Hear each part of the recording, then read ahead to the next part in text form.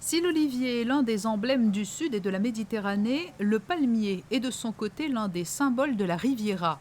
En principauté, les palmiers sont nombreux, on en recense plus de 2300, mais ce symbole est menacé depuis plusieurs mois. Impossible d'imaginer pourtant le boulevard du Larvoto sans ces majestueux arbres, ni même tous les espaces verts de Monaco. Alors la direction de l'aménagement urbain, et en particulier la section jardin, multiplie les opérations afin de protéger cet or vert du charançon rouge. Monaco était un peu pris en étau entre l'Italie et Nice, Cagnes, surtout Antibes, donc, où il était très très présent depuis quand même plusieurs mois. Et il fallait s'attendre un jour ou l'autre qu'il arrive en principauté. Déjà l'année dernière, on avait réparti plusieurs pièges dans toute la principauté. On en avait capturé un par mois dans chaque secteur. Donc s'ils étaient présents, automatiquement, ils ont dû coloniser des palmiers. Donc on a eu la certitude au mois de fin octobre, début novembre 2013 toujours, on a eu, disons, 3 phénix attaqués. Ces traitements sont surtout préventifs.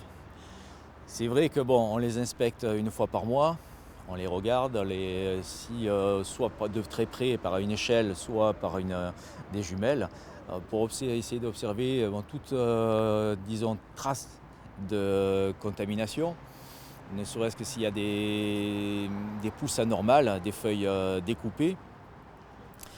Et suite à ça, donc, là déjà on intervient, on a commencé à intervenir préventivement, donc tous les mois, donc de traiter les palmiers, aussi bien les phénix pour le charançon que pour le papillon au niveau des autres palmiers.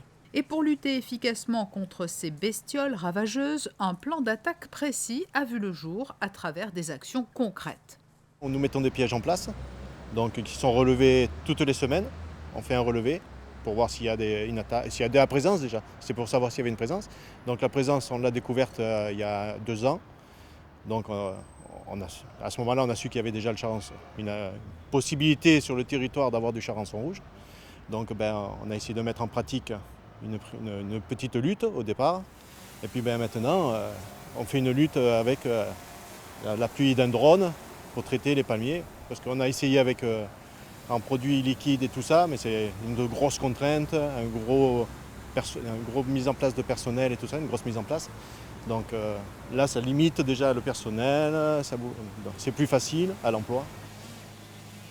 Les dernières technologies sont donc utilisées. Le high-tech a toute sa place dans cette lutte. Après un ver qui répond au nom de nématode, le drone pulvérise un champignon 100% bio, un cocktail détonnant qui permet de lutter efficacement contre ces bestioles.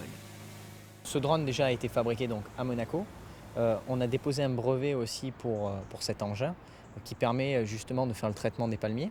Donc on a fabriqué un tube, enfin il y a 3 tubes en dessous, qui sont fabriqués par des imprimantes 3D de dernière génération, qui sont en plastique PLA, donc qui est un plastique biodégradable. Et on a fait un dessin spécial qui permet donc justement de faire un mini siphon sous le drone, de créer un tourbillon comme une tornade pour aller au cœur du palmier.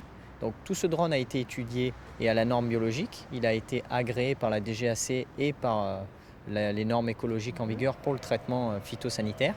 Donc on charge le drone avec le produit, la quantité de produit souhaitée dans chaque tube.